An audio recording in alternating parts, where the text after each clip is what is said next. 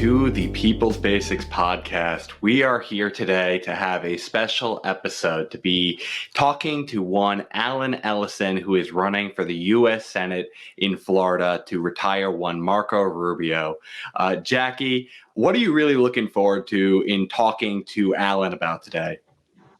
Oh my gosh, reading his bio was so interesting because he's kind of into a lot of stuff that I'm into. Music, art. He grew up in a rural area in a farming community. So there's just a lot of things I can't wait to pick his brains about, for sure. Yeah, there's a lot that I want to know about as well. I think we're going to feature this burning questions that even you, the fans, submitted to us when we wanted to talk to Alan, which is tactics.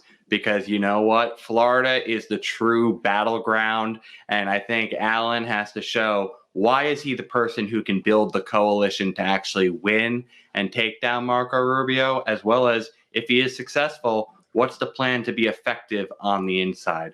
But without any further ado, we want to bring him onto the program. We have Alan Ellison now joining us. Alan, it is a pleasure to welcome you to the People's Basics. Well, the pleasure is all mine. Thank you for having me.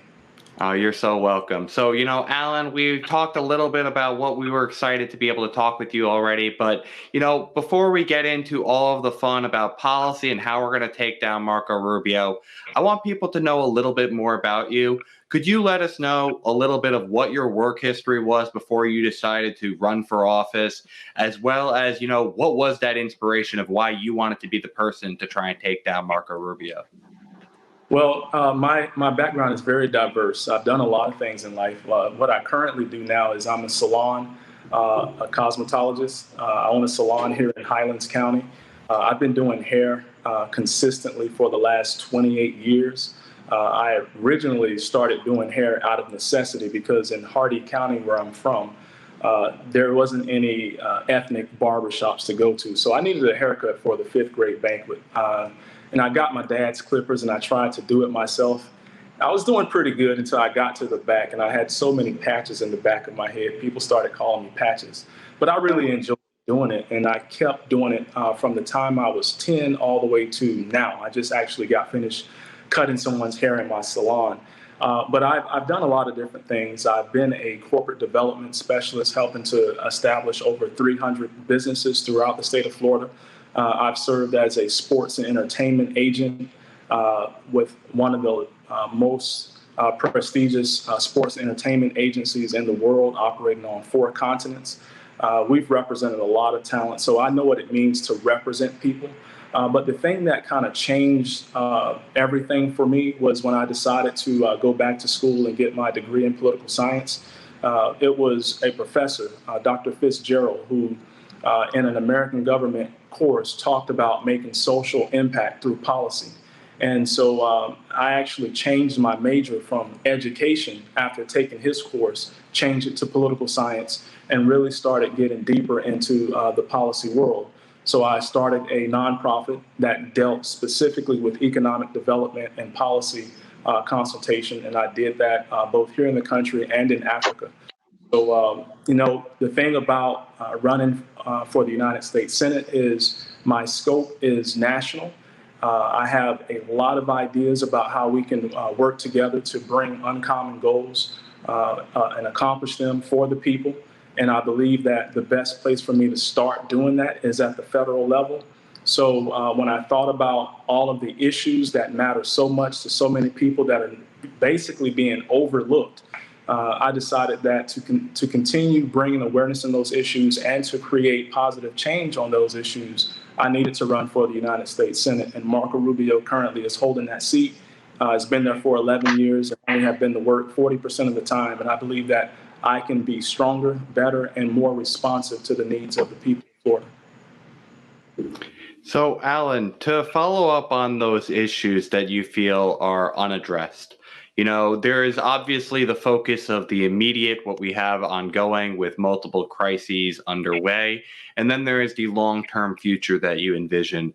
I'd love for you to kind of paint the vision that you see for the state of Florida that you want to try and champion in Washington, D.C. Well, the state of Florida is probably one of the most diverse places in the country with populations that are very diverse. And for the most part, most of the people in Florida do not have representation, or at least representation that is looking out for their interests.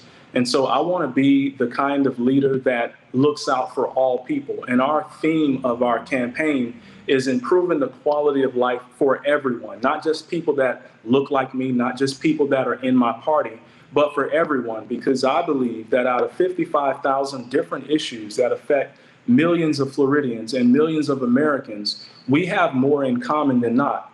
And so the issues that we can find common ground on, and they're also the same issues that are not being addressed by current leadership from the state of Florida, is veterans issues. The fact that there are 22 veterans being committing suicide each day.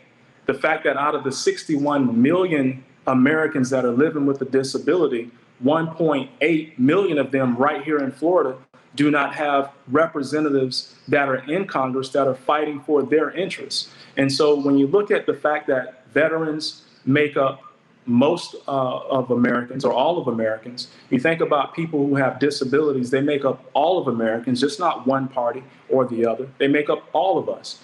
These are the issues that we can champion. These are the issues that we can win on. And these are the issues that we can bring people together around, because it doesn't matter whether you're a Republican or Democrat. If you get in a car accident and you become disabled, then you are looking for benefits. You are looking for whatever assistance you can find. And it wouldn't matter if you are a Democrat or Republican. But the reality is that these issues are being adversely targeted by Republicans. Republicans are constantly trying to take away funding for disability recipients to fund other programs. And I believe, and it's the thing that truly makes me a progressive, is that I believe that we can find creative solutions where we don't have to raise taxes on individuals and we don't have to cut programs to be able to fund these programs. I want to work on programs that actually strengthen the family, strengthen our economy without hurting people in the process. And I'll get into it more as the questions come, but it's very comprehensive. It's something I've been thinking about for a lot of years, and I would love to explain it more throughout the rest of the questions. Yeah, I noticed in your bio that you're a musician in your church, and I was wondering if you can talk about how COVID has just like decimated musicians, live venues, support staff, and all that stuff. Are you seeing, I mean, I'm in Texas, so Florida and Texas, they didn't really close down 100%. So it might be a little different in Florida, but as a musician, do you have any thoughts on COVID and the shutdowns? Absolutely. Let me take it a step further. I am a musician. I play the piano, the guitar, the drums, saxophone. I love music. Music has a way of reaching people on a much deeper level than any other platform there is. But I used to also represent record labels, musicians from an agency standpoint when I was an agent. And I'll tell you this, the music industry has been hurting due to the rise of streaming services, due to the rise of people that are hacking into websites and stealing, downloading music. So the industry has already taken a hit. But the fact of the matter is that because the industry has gone that way, a lot of musicians have depended upon concerts to be able to generate their revenue, because you can't just go to Specs Music and buy a CD anymore. You have to do a download for like 99 cents. So now musicians are dependent heavily upon going out and doing concerts. So whenever COVID hit, we tried our best to limit the amount of people that were in close proximity to bring the numbers down. And so a lot of concerts and a lot of musicians have had to try and go digital, which hasn't worked out very well for a lot of musicians. And not only has it affected musicians, but it has affected the entire music industry. So people are trying their best to be as creative as possible. I know like DJ Nice, he does a lot of concerts through Instagram. And so some musicians have found it very difficult to go digital and still be able to make a living. And so it's just one of those things where, it not only affects musicians, but it is affecting literally everyone in every industry. And I'm so happy that we have a president now that understands that COVID-19 is real, the science of it and how it works is real, and literally is working towards creative solutions to get resources back to those people. Awesome. Thank you. As a follow-up, it's a little related, but I read in your website that you're also grew up in an agricultural community. I'm out in the boonies too now, and I was wondering if you've witnessed over the years the changes in agriculture, and if you can talk about commercial farming, and if you wish there are things more Americans knew, and what areas need expanding, and maybe what are certain things that maybe need to be phased out in in light of climate change and that kind of thing. Yeah, so I'm glad you said that, because that's exactly where I was headed. Climate change. It has had a major impact on the production of crops in the agricultural world, especially here in Florida. We have what is known as citrus greening. And originally, I thought it was just something that we were dealing with inside of Florida, but I recently found out that citrus greening, which is a bacteria that is affecting the citrus industry, negatively impacting the citrus industry, is something that is happening globally. And the only thing that is correlated with why it's happening globally is that the climate is changing. The earth is becoming warmer. And with citrus and crop yield rotations not being able to be what they used to be, it can have a direct impact on food consumption, or the ability for the country, the state, to be able to produce enough food for its population. So we're looking at food insecurity as a factor due to climate change. And the thing is that we hear often that people are climate change deniers. And when you begin to open up dialogue and begin to conversate with them about or converse with them about what climate change is, you quickly begin to understand that they really don't understand what it is. So for the sake of education, I love to educate people. Climate change is different from weather. Most people think, well, it's pretty cold outside, so it can't be getting, the earth isn't getting warmer because I'm cold today. Well, that's weather. Weather is the climate or the temperature of atmospheric pressure from day to day. Climate is different. Climate is weather patterns over a 30-year span. So if you try to determine if climate change is real based on day-to-day temperature, then you're never going to get it. But if you begin to measure it over a 30-year span, then you will see that climate change is real. The earth is getting warmer, and because the earth is getting warmer, polar ice caps are melting, water levels are rising, and because water levels are rising, there are over 900,000 tons of raw sewage seeping out onto America's streets, which causes the possibility of a problem in our sewer system with hepatitis and other illnesses that can come from that. But it is having such a catastrophic effect on our agricultural world, our ecology, even finances for a lot of people, because it is literally affecting every walk of life in our society. And we have to begin to roll back climate change. I recently purchased another skateboard because, I want to be able to get around and do at least my part in my own world to roll back the carbon footprint. I'm going to get a scooter so that I can go even further. But I want to do my part, and I want to challenge each and every one of us to do our part, because from a policy perspective, there are a lot of things that we can do. We can get back into the Paris Agreement. We can set new standards about how we engage in mass manufacturing, how we change our energy grid into something that's more energy dependent on like alternative energy sources. But at the same time, each and every one of us, we all have some responsibility to do our part. And so I always try to find ways to at least do my part and then talk about those ways, hopefully giving someone an opportunity to hear something that they haven't heard before and then begin to do their part as well. So, Alan, I wanted to ask you a question in terms of kind of how do we build up resiliency for people? I think Florida is very well known as a coastal city. It is going to be one of the areas of the country that is going to be most impacted by climate change with rising tides. We can all acknowledge that it's already happening. We've known about this for years, and that we are going to have, again, some level of mitigation. It's not something we can prevent. We are already going through it.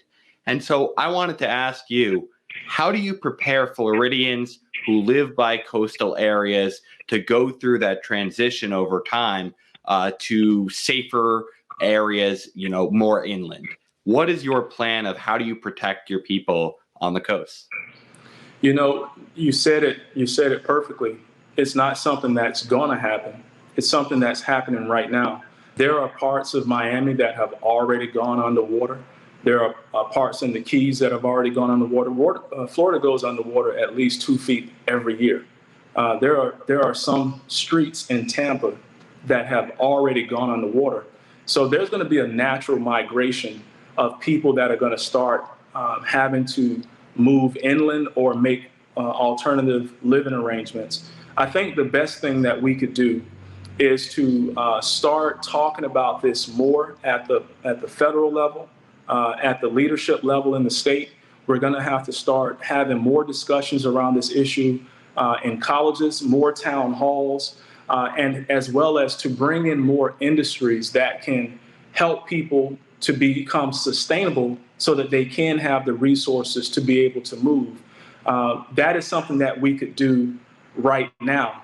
As far as the national plan, we have to get back into the Paris Accord. We have to start aggressively working towards reducing our carbon footprint. And we need to hold corporations accountable to help us, because when you get right down to it, this is something that we all have to look at like a partnership. We have to attack this issue because it's currently happening right now. I mean, if you come to Florida and go to the places I just told you, you can literally see where we are going under.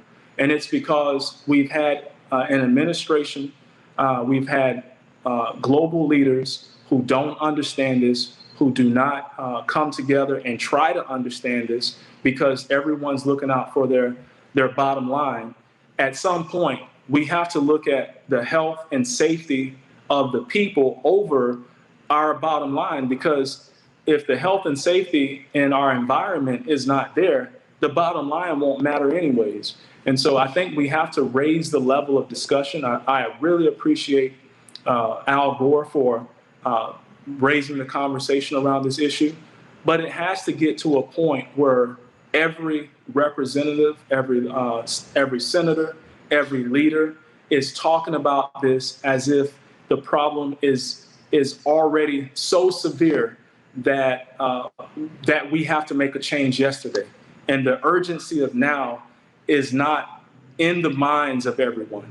But we have the opportunity to push those thoughts by having these types of discussions in the public, and really challenging our Republican friends on the other side that, look, this is a real problem. We don't have time to play the politics game. We have to fix this now, or our children won't be able to live in the type of world that we imagine for them. They will be running for the hills, and it's sad to say, but that is where we're headed if we don't get this right. Yeah, Alan, I think you're very right about this call to action and this realization of a need of many party leaders to prioritize this issue. But I want you to talk to some of the people out there. There definitely a contingent in our audience that are a little bit more anti-bureaucracy. They've seen kind of corruption in the system year after year. And we want to know how we empower individuals to be able to handle these circumstances. As we all know, when it comes to climate change, most often the impacts hit the poorest communities. That is where pollution can hit. Those are often the property areas that are now being devalued because there's this expectation of flooding in these areas. So what do you want to do to empower people on that individual level? Does it include things like universal basic income or universal basic services? What is your plan to make individuals stronger in America? Well, the first thing we have to do is we have to educate those individuals. And let me address this real quick before I go to what kind of programs we can have. I believe that an educated voter makes for a better voter. Too oftentimes, we vote for politicians based on what they say they're going to do. But I'm a believer that a leopard never changes its spots. So just because a politician is saying he's going to do something, but doesn't have a history of actually doing it or a history of working towards that thing that he's saying he's going to do, chances are he's going to continue to do what he's always done. And so we need to educate voters to be better equipped to vote for the right politicians, the right leaders that they want to represent their interests. Because if we had at least that at the foundational stages of our society, because here's the thing, I'm a political scientist, but most people do not study political science in college. And in fact, in high school, they get one civics course and then they're done. So when they leave, they end up not really knowing how government works and how government is supposed to work. So if we can begin to educate the people so they can recognize who's going to do what's necessary and hold those leaders accountable, then it's just going to continue to be the same. So our campaign is really about educating and empowering the people with knowledge and information.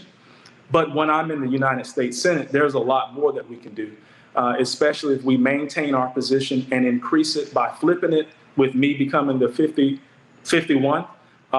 We can actually institute things like universal basic income, rent control, national rent control, especially in times like what we're dealing with in this pandemic.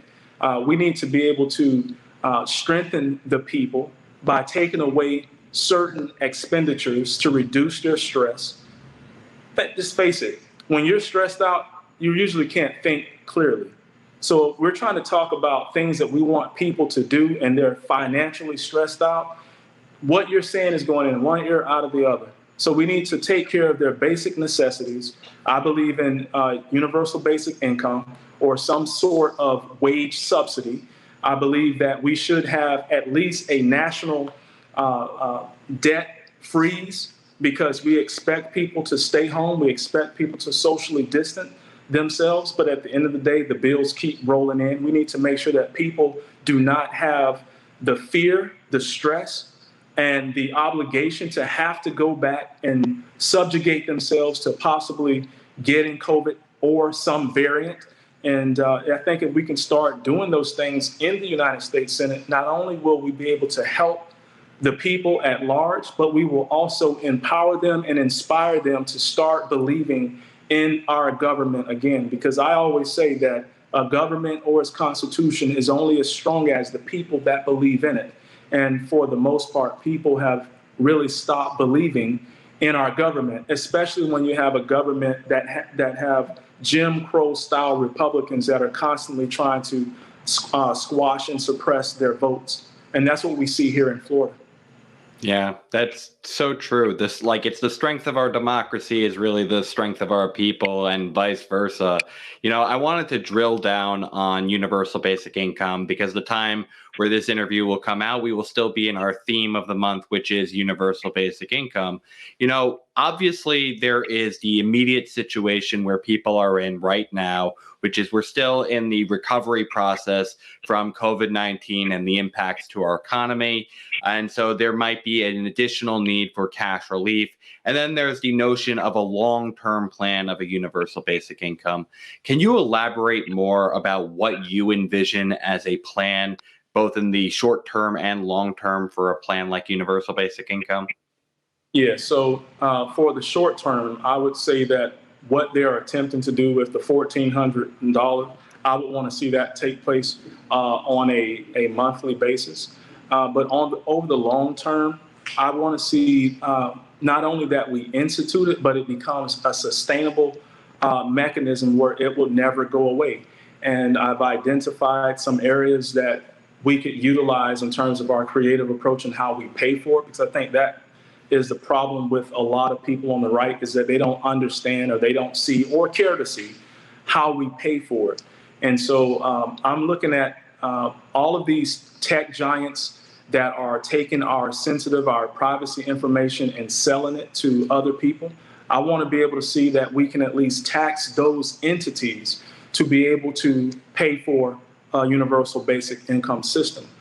This wouldn't be taxing individuals, this would be taxing corporate entities.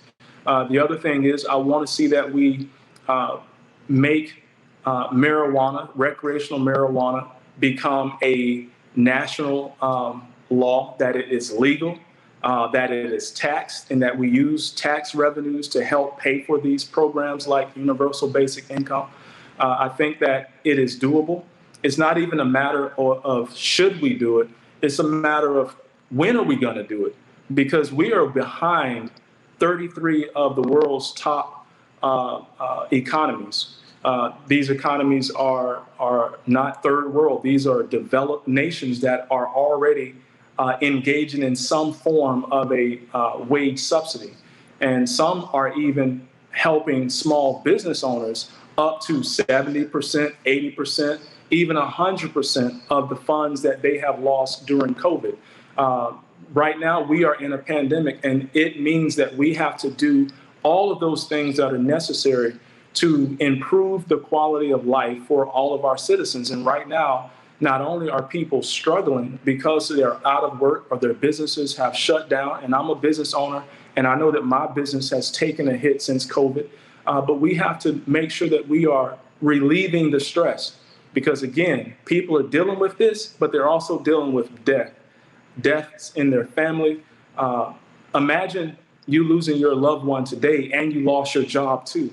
Not only are you stressed out by not having financial resources to take care of the bills that come due every month, but you're also grieving the death of a loved one. And we know that there are millions of Americans that are dealing with that very issue. And I believe that, I really didn't understand the concept of when President Kennedy said, ask not what your country can do for you, but what you can do for your country. I believe that as a taxpayer, you have every right to ask, what can your country do for you? Because there is a trade-off. If you're being taxed, your country owes you some benefits. That's why they call it entitlements. You are entitled to ask, what has your country done for you, and what can your country do? And right now, the country can give each and every taxpayer in this country a universal basic income. And while we're at it, let's go ahead and push for a universal healthcare system so that Americans can get the access to quality healthcare and relieve the stress, make our citizens more healthy, more financially viable so that they can go out when the pandemic is over and use their creativity, start businesses, create jobs, and strengthen our economy. Yeah, I was curious if there's something that you'd like the rest of America to know about Floridians in Florida, maybe that we're not aware of, or that you're a little proud of, or maybe not so proud. Well, I'll start with what I'm proud of. I'm proud of the fact that Florida is one of the most diverse states in the country. I'm also proud of the fact that there are nearly 100,000 registered Democrats versus the Republicans. We have more voters, more registered Democrats in this state than Republicans. The sad thing is that we have Republican leaders who dominate the landscape in the state of Florida, who are constantly trying to disenfranchise those voters. So it's one of the reasons I'm actually running for office, so that we can have representation at the federal level to supersede a lot of these laws that state legislators are actually trying to impede on democratic progress. And one of those laws is that's being pushed right now is by Senator Brandis in the state of Florida, to make it where those that are returning back to our society cannot partake in the minimum wage increase of $15 an hour. The state recently voted to increase minimum wage to $15, but incrementally by the time 2026 rolled around. So right now in the state of Florida, we have a Republican-led legislature that is trying to make it where those returning citizens cannot partake in the $15 minimum wage increase. Also, we have a governor who is trying to disenfranchise 1.4 million of those individuals from being able to have the right to vote. And as I was saying earlier, we know that Dr. King, Representative John Lewis, and many other civil rights icons have fought, have gotten beaten for the right of individuals to have their rights to vote. And the last thing we need is for someone like Ron DeSantis saying that these are not rights, these are privileges. No, we know that they are rights. And the reason that I'm running for the United States Senate is so that I can be one more voice, one more vote towards legislation that can supersede all of these voter suppression bills that are being put forward, not only in Florida, but in 43 other states. There are 253 bills that have been pushed in 43 states, all geared towards suppressing the Democratic vote. And we need to make sure that every American understands these tactics for what they are, and make sure that we have leadership in the United States Senate that can help push through for the People's Act, HB 1, and the John Lewis Advancement Voting Rights Bill. Yeah, we've gone in great detail over why those bills are so important. But, Alan, this transitions so well into the next thing that, frankly, when we asked our audience what they wanted to know from you so much, it was strategy and tactics and organizing. And specifically, sometimes, how do we even work with our own party that isn't on board with our same progressive agenda? For instance, the big thing that's holding back right now these measures from going through is the current filibuster.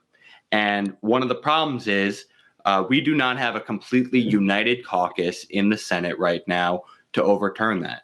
And so I want to hear, in your opinion, what you would be looking to do in this moment when there are, frankly, Democrats even too, who you do not agree with, how you would try to still get a progressive agenda through. How do you try and address the Mansions and the Cinemas of the world?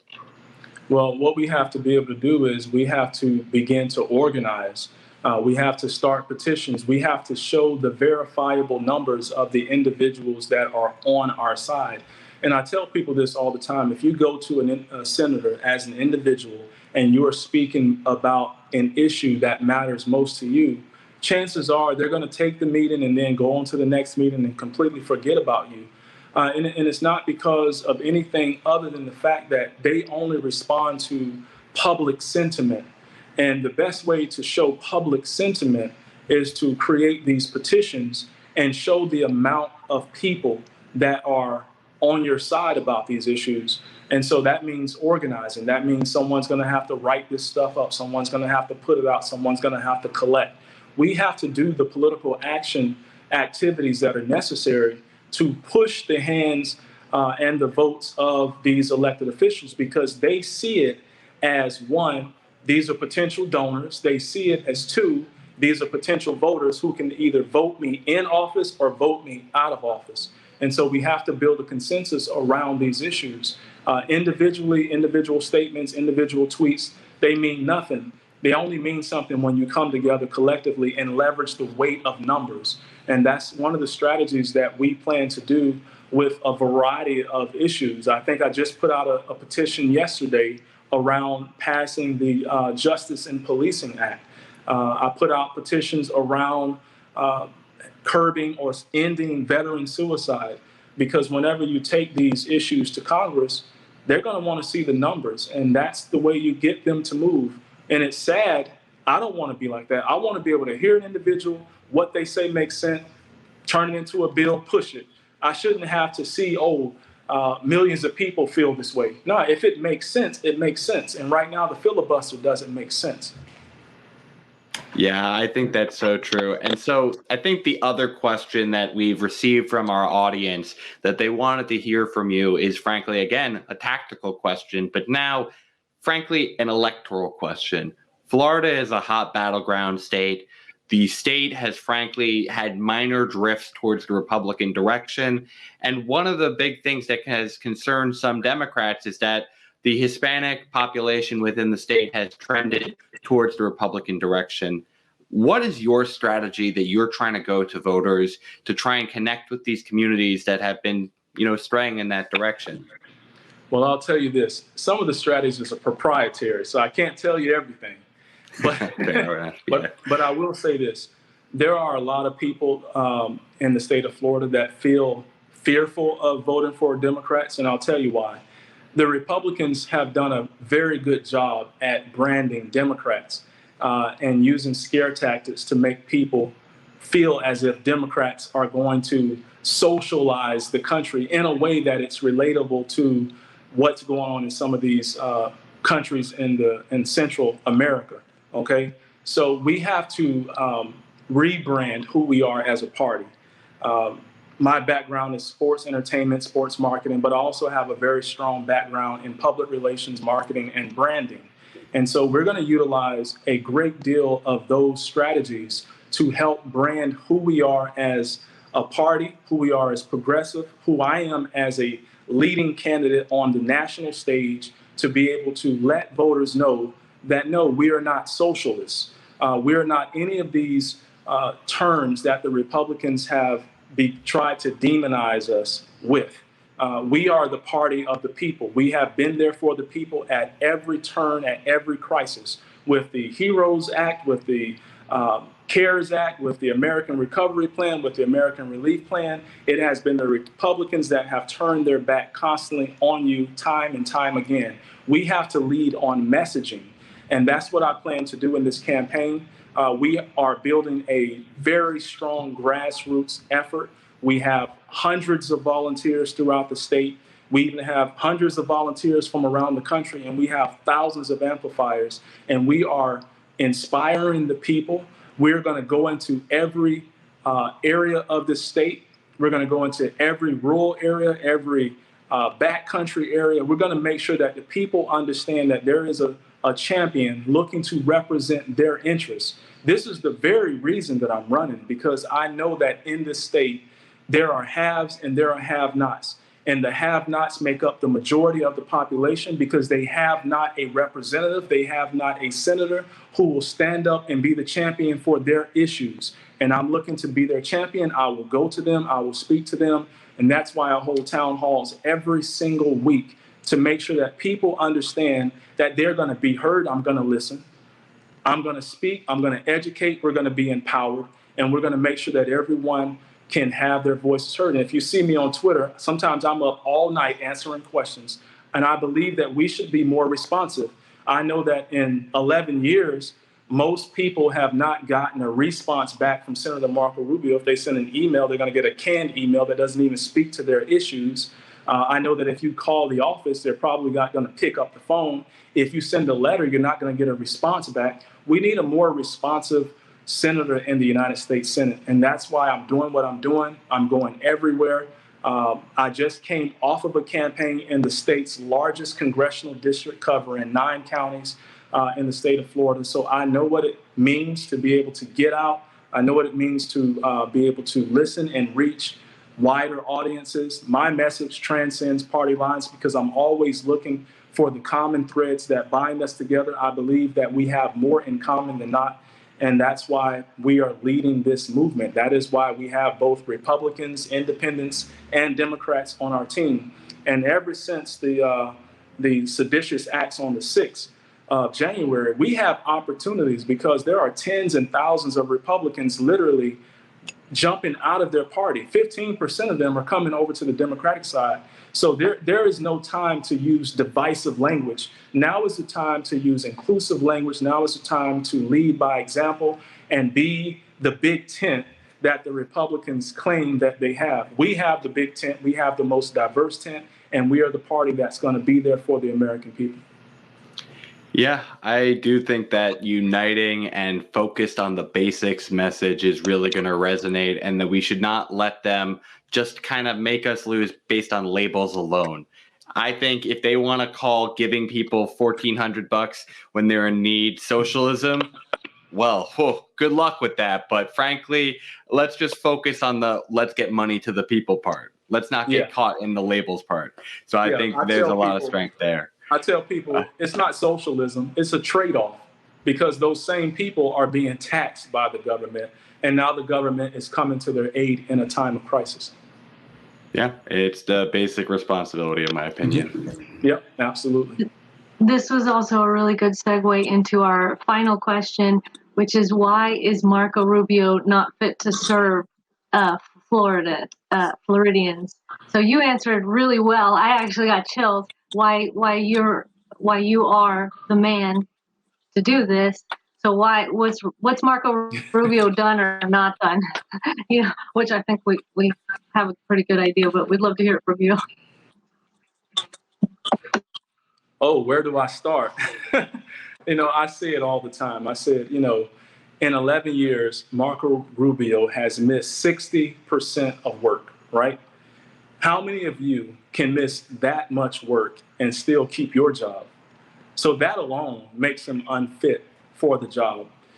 When he ran for president and Donald Trump beat him really bad, he began to say on many occasions that he was done with politics, that he was done working in the Senate, and that it was a waste of his time.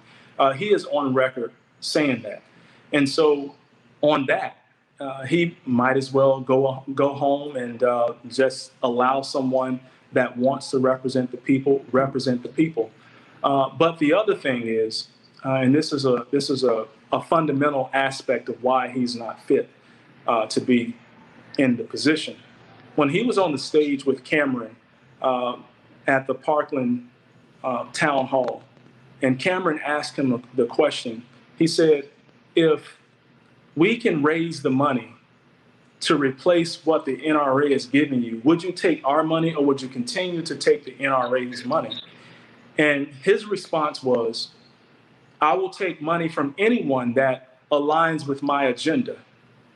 Now, I put a pin in that because as a political scientist, I understand that is not how government is supposed to work, and that is not how representatives or senators are supposed to conduct their business in the United States Senate. First of all, you never go to Congress to represent your own interests. You go to Congress to represent the people's interests.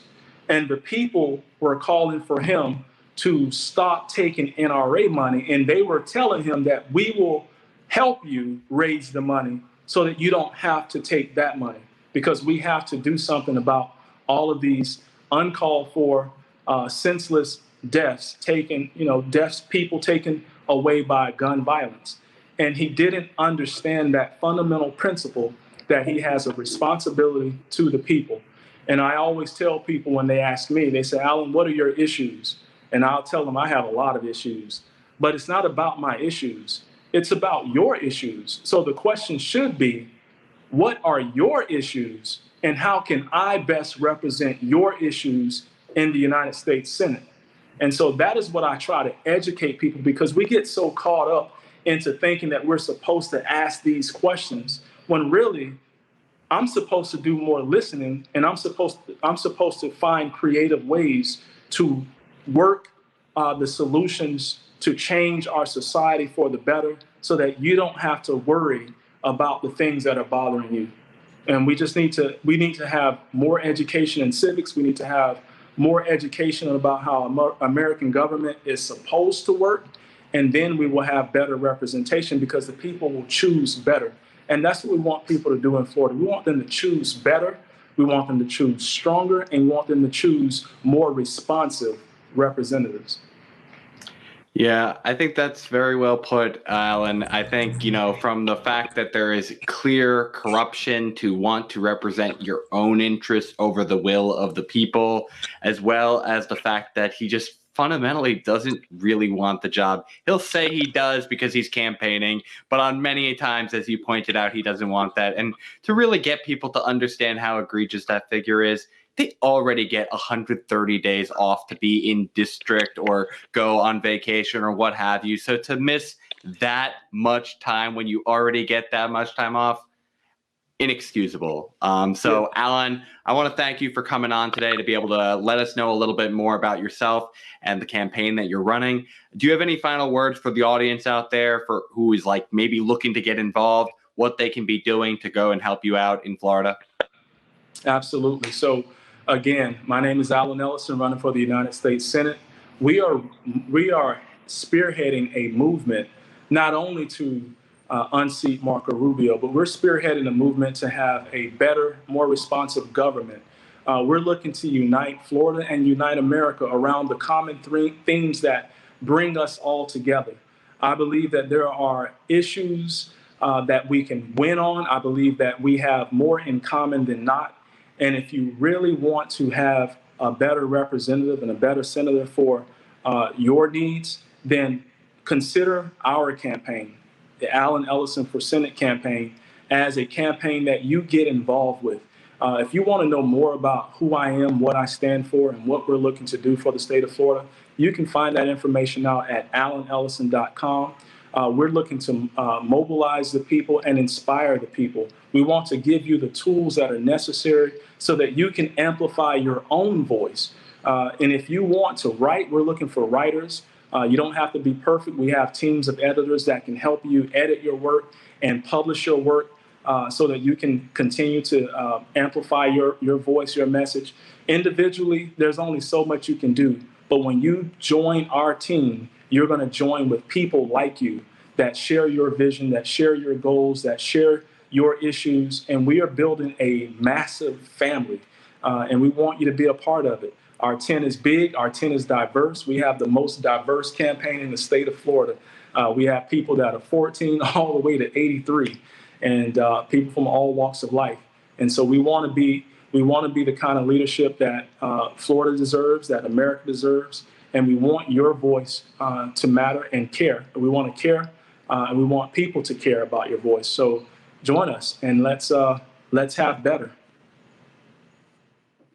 Yeah, Alan, I want to thank you for coming here today and letting us in on the movement that you're trying to build down there. There's obvious reasons to want to try and remove Marco Rubio, but I think it is so important to understand what we're actually fighting for. So thank you for letting us all in on the understanding of what you're trying to build there in Florida. No, thank you for having me. I really appreciate being on your show. Oh, you're very welcome. So with that being said, my friends, that is going to conclude today's episode. I want to thank Jackie for co-hosting with me today and you all for coming here to listen. Do get involved if you are interested in doing so. We have the information included in our description section down below for you all to go check out his website and get part of the team if you are interested. Alan, thank you again. Everyone, enjoy your time out there. We hope you have a great week. And stay basic out there. Thank you so much. A rose by any other name still advocates just as sweet. Rosebuds, the hill of roses is no more. We are now the people's basics. In the coming months, we'll be rolling out a new website, our comic series, and rewards to help support our new startup, media, and technology venture.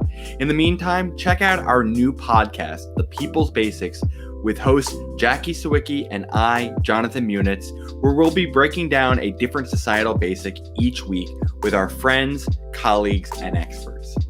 Join us and let's get back to the universal basics. Please help us by appeasing the algorithm gods with a like, share, subscribe, and hitting that bell today. Stay basic, my friends.